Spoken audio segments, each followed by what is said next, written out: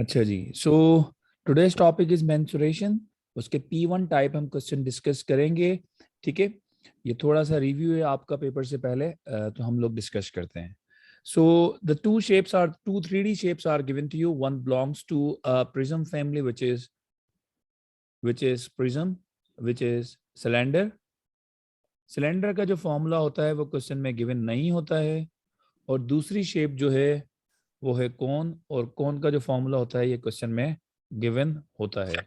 ठीक है, तो पहले तो ये बात आप लोगों ने समझ लेनी है। Okay, now you need to read the question carefully. The cone has radius 28 centimetre mention है, slant height y centimetre mention है। ठीक है, cylinder has a radius 15 centimetre mention है, डायग्राम में हाइट 42 सेंटीमीटर। जो भी चीजें डायग्राम में मेंशन होती है वो यहाँ पे सवालों में लिखा होता है। ठीक है, अगर आपको डायग्राम में से चीज समझ में ना आए तो आप क्वेश्चन को रीड करके वो चीज समझ सकते हो। ठीक है, नाउ द कंडीशन जो हमने यूज करनी है वो क्या है? The curve surface area of the cone and the cylinder are equal. The curved surface area of the cone and the cylinder are equal. Okay, so one of the curved surface area has been given to you, means curved surface area of cone. ठीक है, prism के अलावा बाकी तमाम formulas given होते हैं। They are asking to find the value of y. So is curved surface area of cone is equals to pi r L, which is mentioned in the question, pi r L is equals to curved surface area of cylinder. The curved surface area of cylinder is called 2 pi r h. मैंने r को दो अलग अलग तरह से note किया है क्योंकि दोनों के रेडियस डिफरेंट है। एक को मैंने स्मॉल r से रिप्रेजेंट किया है और एक को मैंने कैपिटल R से रिप्रेजेंट किया है। ओके, सो 2 पाई आर एच। अब इसका रीजन बताया था मैंने कि इसका फॉर्मूला होता है, सराउंडिंग का फॉर्मूला होता है perimeter of base into height, तो उससे भी आप याद रख सकते हैं। कर्व सरफेस एरिया का क्या फॉर्मूला होता है? कर्व सरफेस का फॉर्मूला होता है हमेशा perimeter of base into height. इसका पेरीमीटर ऑफ बेस मतलब सर्किल का पेरीमीटर, सर्किल की आउटर बाउंड्री को सर्कमफेरेंस कहते हैं, तो circumference into height, circumference 2 pi r into height. Now left hand side और right hand side equals to के दोनों साइड पे सिंगल टर्म है because there isn't any multiply sign between them, तो जो सेम वैल्यूज हैं वो कैंसिल हो जाएंगे, पाई से pi cancel. Radius of cone is equals to 28, slant height of cone is equals to y is equals to 2. Radius of cylinder is equals to, what is the value of radius of cylinder? 15. And height of cylinder is equals to 42. Any confusion मेरे प्यारे बच्चों? Now they are asking to find the value of y. So 2 multiply 15 multiply 42 divided by 28. मैं direct बड़े table से cancel कर रहा हूं। 14 times 2, 14 times 3, 2 times 1, 2 times 1. So your answer is y is equals to 45. Any confusion मेरे प्यारे बच्चों? Sir जो curve surface area of cylinder है वो तो नहीं दिया हुआ, तो हमें खुद लिखना पड़ेगा, वो आपको मतलब याद करना पड़ेगा। जी हाँ, प्रिज्म के अलावा बाकी 3D शेप्स गिवन होती है। प्रिज्म, जितने भी प्रिज्म है उसके सारे फॉर्मूलाज आपको पता होने चाहिए। कॉन्सेप्ट मैंने प्रिज्म का दिया था वो आपको याद होना चाहिए। सर स्क्रीन शो नहीं हो रही, स्क्रीन शो नहीं हो रही क्या? हो रही है सर। स्क्रीन आप मिनाइल दोबारा ज्वाइन करें। सर आप वो मतलब ये जो पेरीमीटर इनटू वो होता है perimeter of base into height, ये कर्व सरफेस एरिया हर प्रिज्म के लिए होगा। ये किसी भी प्रिज्म की सराउंडिंग का एरिया होगा, perimeter of base into height.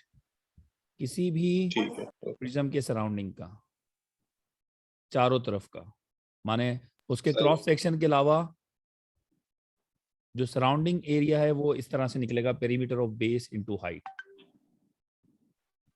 Okay. Any confusion in this question?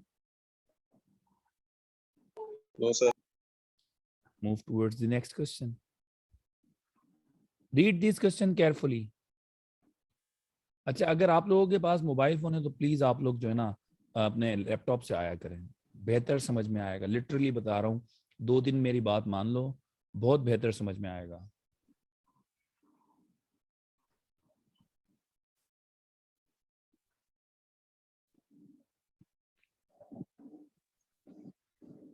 Cuboid is belong to a prism family. Lag कर रही है। अच्छा, एक मिनट, अब आवाज क्लियर है? जी सर, बेहतर है।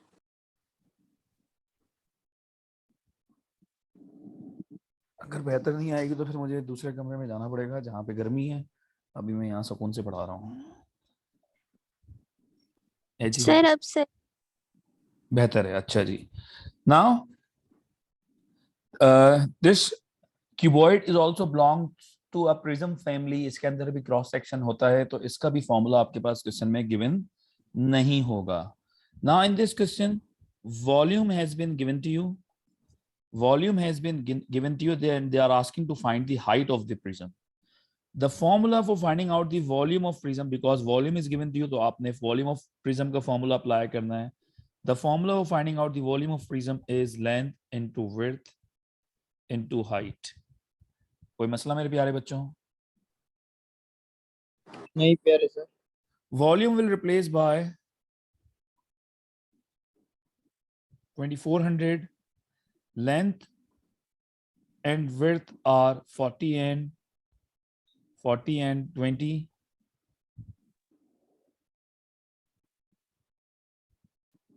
They are asking to find the height.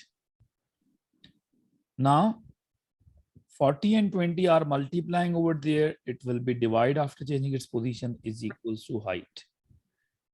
0 से 0 cancel. 0 से 0 cancel. 2 times 1, 2 times 12, 24. 4 times 1, 4 times 3. So answer height is equals to 3. The height of this cuboid is equals to 3. Any confusion?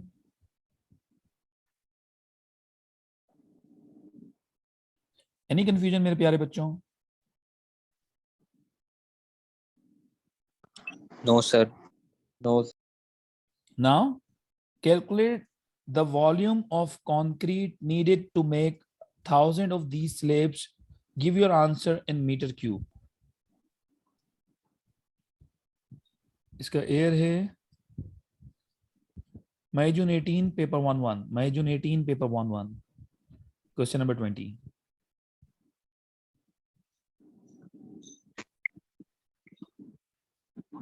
अच्छा जी, तो एक आपके पास एक स्लेब्स का वॉल्यूम है, एक स्लेब का वॉल्यूम है 2400 सेंटीमीटर क्यूब। ऐसे 1000 स्लेब्स बनाने हैं, तो क्या हो जाएगा 2400 मल्टीप्लाई बाय 1000, तो टोटल तो 1000 स्लेब्स का वॉल्यूम क्या हो जाएगा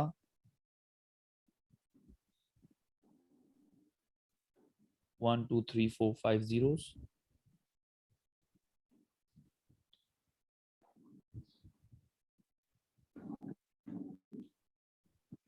कितने जीरोस आएंगे 5 5 1 2 3 4 5। आंसर डिमांड किस में कर रहा है? Metre cube. 1 मीटर में कितने सेंटीमीटर होते हैं 100। अभी यहाँ मीटर की कन्वर्जन तो नहीं है, मीटर क्यूब की कन्वर्जन है। तो हम क्या करेंगे, इसमें क्यूबिंग ऑन बोथ साइड करेंगे। So 1 metre cube will represent 100 3 times, जब मल्टीप्लाई होगा तो आ जाएंगे 6 जीरो। 1 मीटर क्यूब में इतने 10⁶ सेंटीमीटर क्यूब होते हैं। तो जब सेंटीमीटर क्यूब से मीटर क्यूब में जाऊंगा, मतलब छोटे से बड़े की तरफ जाऊंगा, तो मैं इसको डिवाइड कर दूंगा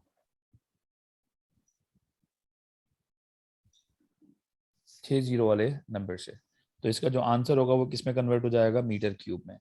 तो 5 जीरो से 5 जीरो कैंसिल, आंसर आ गया 2.4 मीटर क्यूब। ठीक है, इस तरह के अगर आपको 1000 स्लेब्स बनवाने हैं तो आपका जो वॉल्यूम रिक्वायर्ड होगा मीटर क्यूब में वो होगा 2.4 मीटर क्यूब। एनी कंफ्यूजन मेरे प्यारे बच्चों? 2.4 is the correct answer. Now, a mathematical similar slab has length 60 centimeter. Calculate the volume of concrete in centimeter cube needed to make one of these largest slab. अब जब word ये similarity का है, लेकिन मैं सिमिलैरिटी के question भी आज अगर कोई आते तो मैं डिस्क्राइब करते रहूंगा और इसको अलग से भी समझाऊंगा। ठीक है, एक और सिमिलर स्लेब है जिसकी लेंथ 60 सेंटीमीटर है, उसका वॉल्यूम मालूम करने का कह रहा है इन सेंटीमीटर क्यूब। तो वॉल्यूम से कंपैरिजन करना आता है किसी को सिमिलर ऑब्जेक्ट का? जी सर, वो V1/V2 is equals to, am I right? Yes. अच्छा जी, अब हमारे सर पास वापस वापस बताएं अगर क्या कह रहे थे। क्वेश्चन ने बताया कि एक और मैथमेटिकल सिमिलर स्लेब है, मतलब इसी तरह का स्लेब है, दिखने में इसी तरह का है, लेकिन उसकी जो लेंथ है वो 60 है इंस्टीड ऑफ 40। ठीक है, अब उस स्लेब का जिसकी लेंथ 60 है उसका वॉल्यूम कितना होगा सेंटीमीटर क्यूब में, ये मालूम करना है आपने। ठीक है, अगर सिमिलर होते हैं तो सिमिलैरिटी की 3 कंडीशन मैंने डिस्कस की है। एक कंडीशन होती है कि लेंथ और हाइट या विड्थ का रेशो बना लें। एक होता है अगर एरिया गिवन है तो एरिया का रेशो बना लें। एक होता है अगर वॉल्यूम गिवन है और या वॉल्यूम रिक्वायर्ड है तो वॉल्यूम से रेशो बना लें। तो दीज आर द 3 कंडीशन अगर ऑब्जेक्ट सिमिलर हो तो। अगर ऑब्जेक्ट क्या हो, सिमिलर हो, तो फिर ये कंडीशन आ जाती है फौरन। ठीक है, चेक करते हैं आंसर को। अब आपके पास सिमिलर ऑब्जेक्ट है, आपको बड़े वाले स्लैब का वॉल्यूम फाइंड आउट करना है। उसको लेट सपोज वो V1 है। छोटे वाला जो स्लैब था उसका वॉल्यूम क्वेश्चन में गिवन था 2400, वो आ गया 2400। जो नया स्लेब है जिसकी लेंथ 60 सेंटीमीटर है, लेंथ 60, और ऊपर वाले स्लेब की जो लेंथ है वो है 40 सेंटीमीटर। तो लेंथ को लेंथ से कंपेयर कर लिया, होल क्यूब। अब 0 से 0 cancel, 2 times 2, 2 times 3, V1 is equals to 3 cube means 27, 2 cube means 8, 2400 यहाँ डिवाइड हो रहा है, इक्वल्स टू के उधर जाके मल्टीप्लाई हो गया। 8 times 1 8, 8 times 3 24, 2 0, 27 times 3 81, 2 0 है 8100 सेंटीमीटर क्यूब। कोई मसला मेरे प्यारे बच्चों? नो सर सर, अगर क्लियर। 2400 को V1 की जगह रखें, इसको इससे फर्क नहीं पड़ता, 2400 इससे फर्क नहीं पड़ता। फिर आपने क्या करना होगा, उसी की लेंथ ऊपर रखनी होगी और 60 नीचे रखना होगा। अगर आप वॉल्यूम जिस ऑब्जेक्ट का वॉल्यूम ऊपर रख रहे हो आप, उसी ऑब्जेक्ट की लेंथ ऊपर आएगी। जिस ऑब्जेक्ट का वॉल्यूम नीचे रख रहे हो आप, उसी ऑब्जेक्ट की लेंथ नीचे आएगी। अब बेहतर ये होता है कि जो चीज फाइंड आउट करनी है उसको न्यूमरेटर में रखें ताकि क्रॉस सेक्शन करने में आसानी हो, क्रॉस मल्टीप्लीकेशन करने में आसानी हो। Any confusion?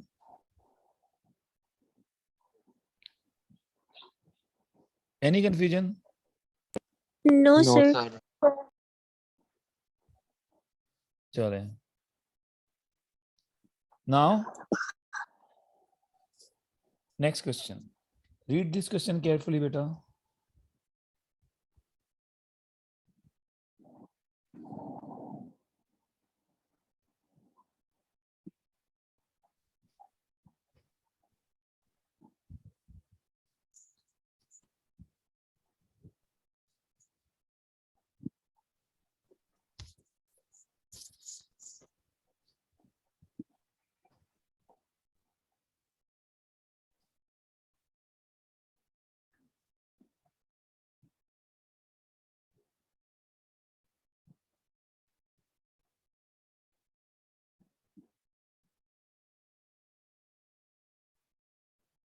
अच्छा, एक चीज का खास ख्याल रखना, यहाँ पे लेंथ और विड्थ सेंटीमीटर में है और वॉल्यूम जो है वो मीटर क्यूब में गिवन है।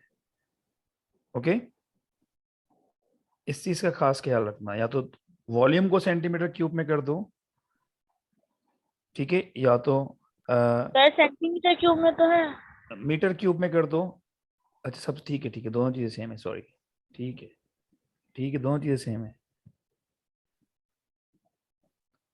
यूनिट सेम है, ठीक है, कोई मसला नहीं है।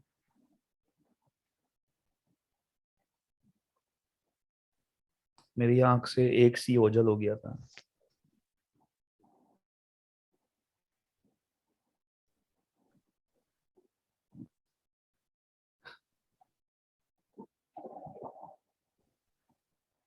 Calculate the change in water level caused by 400 drops. 400 drop से, आवाज मेरी क्लियर है या फिर, हेलो, आवाज क्लियर है मेरी बेटा? जी सर। ठीक है, तो 400, एक ड्रॉप का वॉल्यूम है 0.08, तो ऐसे 400 ड्रॉप्स का वॉल्यूम कितना होगा?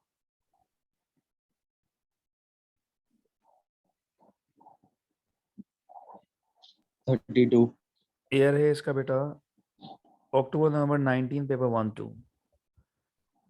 तो इस तरह की कंडीशन आ जाए तो आपने आसान तरीका करना है, फ्रैक्शन में कन्वर्ट करना है, 8/100 इंटू 400, 8 4 32 सेंटीमीटर क्यूब। तो टोटल जो वाटर ड्रॉप्स हैं, जो वॉल्यूम है, उससे जो वॉल्यूम बन रहा है वो इतना बन रहा है पानी से। अब इस वॉल्यूम में हाइट में क्या चेंजेस आएगी? वॉल्यूम का फॉर्मूला क्या है? वॉल्यूम का फॉर्मूला बताएगा कोई मुझे? Length multiply width multiply by height. Length multiply by width multiply by height. ये वाटर का वॉल्यूम, जो 400 ड्रॉप्स का वाटर, 400 ड्रॉप्स है वाटर के, उसका वॉल्यूम, लेंथ है 5, विड्थ है 4, जो चेंजेस आई है पानी से हाइट में वो मालूम करनी है। सो 32 ओवर 20। हाँ, चेंज इन वाटर लेवल मतलब उसका जो हाइट में फर्क आ रहा है वाटर की, वो कितना आएगा इतने वॉल्यूम से। सो 2 × 10, 2 × 16, 10/16/10 मतलब 1.6 सेंटीमीटर। जो 400 ड्रॉप्स में के ऐड करने के बाद जो हाइट में डिफरेंस आएगा वो कितना आएगा इतने वॉल्यूम में? 1.6 सेंटीमीटर। कोई मसला मेरे प्यारे बच्चों? No sir.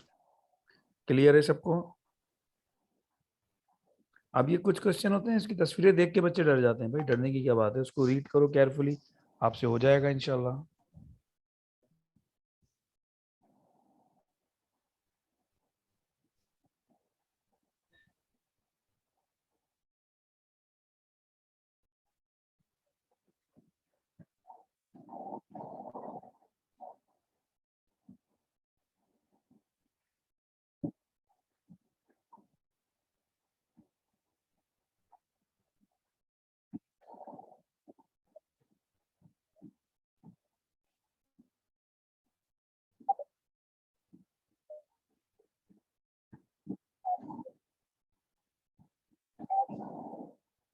अच्छा जी, नाउ नेक्स्ट क्वेश्चन, इसका एयर है मई जून 19 पेपर 1-2। इस क्वेश्चन को रीड करें केयरफुली, जहाँ पे मसला हो मुझे बताएं। बहुत सारे बच्चों ने मुझे ये क्वेश्चन भेजा है समझाने के लिए, तो बहुत सारी चीजें इन क्वेश्चन में क्लियर हो जाएगी आप लोगों की।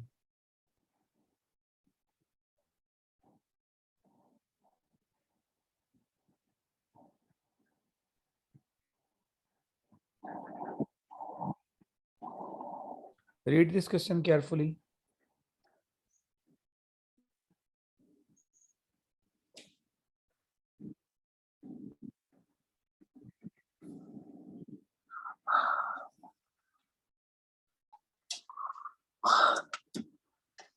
माइक ऑफ कर दें बेटा, किसी का माइक खुला है।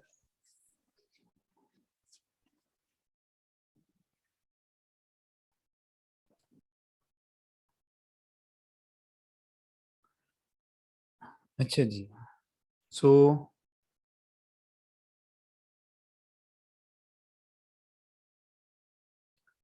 पहले मैं हाईलाइट कर देता हूँ की पॉइंट इसके। The diagram with to circle both with centre O, radius of the small circle is 3 centimeter and the radius of the larger circle is 6 centimeter. अच्छा जी, the minor sector AOB has an angle 60 degree. Total area of the shaded region is representing by K pi. Total area जो है वो K pi है. Find the value of K. अच्छा जी, अब आपको shaded area निकालना है। ओके, शेडेड एरिया में आपके पास जो छोटा सेक्टर है, स्मॉल सेक्टर, वो तो मैं निकाल लेता हूँ अलग, उसमें तो किसी को कोई प्रॉब्लम नहीं होना चाहिए। जो स्मॉल शेडेड सेक्टर है, small shaded sector is equal to angle upon 360 into pi r square. Angle है 60 degree upon 360। You are not supposed to put the value of pi in paper 1. Normally आपके पास answer in terms of pi आता है, तो आपने pi की value put नहीं करनी है। Radius of the small shaded sector is 3. 0 से 0 cancel, 6 ones are 6 times 6, 1 upon 6, 1 upon 6 pi into 3 square means 9, 3 times 3, 3 times 2, answer आ गया 3 upon 2 pi। 3 अपॉन 2 पाई। तो ये shaded area, small shaded area का तो आंसर आ गया। यहां तक किसी को कोई प्रॉब्लम? यहां तक किसी को कोई प्रॉब्लम? आवाज आ रही है मेरी सबको? No, sir. जो मैंने ग्रीन किया है, ये मैंने एरिया निकाल लिया है। ठीक है बेटा, अब मैं येलो जो कर रहा हूं वो पूरा एरिया निकालूंगा। जो मैं येलो हाईलाइट कर रहा हूं, इस सेक्टर का कोई मुझे नाम बताएगा? माइनर है या मेजर है? Major, sir, major sector. ये बड़ा मेजर, Major. हाँ ये बड़ा वाला मेजर सेक्टर है। इसका जो एंगल होगा वो कितना होगा मेरे प्यारे बच्चों? 300। 300 होगा। 300। ठीक है, 300 होगा। तो मैं अगर ये बड़ा वाला जो मेजर सेक्टर है जिसका एरिया 300 है, पहले मैं ये निकाल लूं जो मैंने अभी हाईलाइट किया था, उसमें से फिर जो ये व्हाइट वाला है मेजर सेक्टर, छोटे वाले सर्किल का जो व्हाइट सेक्टर है, ये निकाल लूं तो आंसर आ जाएगा। हाँ जी,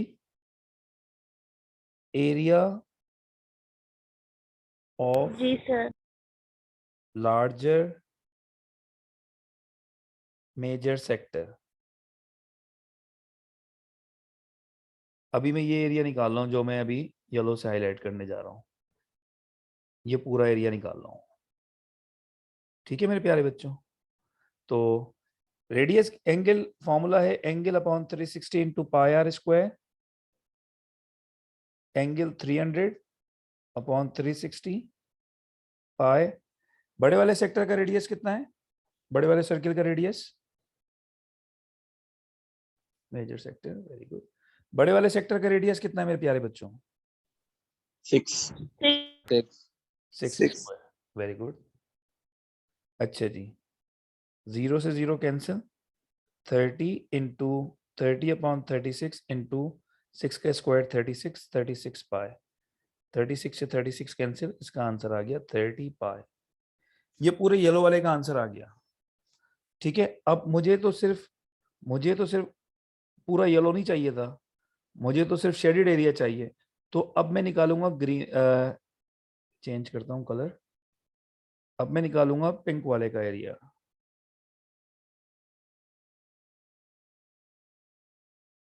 जो पिंक एरिया है ये क्या है? ये भी मेजर सेक्टर है। ये भी क्या है? तो ये स्मॉल सर्किल का मेजर सेक्टर है। Very good. ये मेजर सेक्टर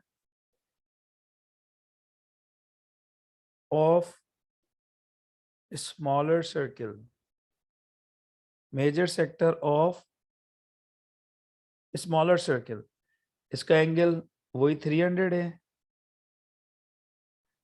फॉर्मूला बताएं, angle upon 360 into pi r square, small are.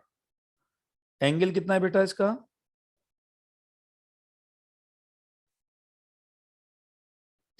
M I right? Am I right बेटा?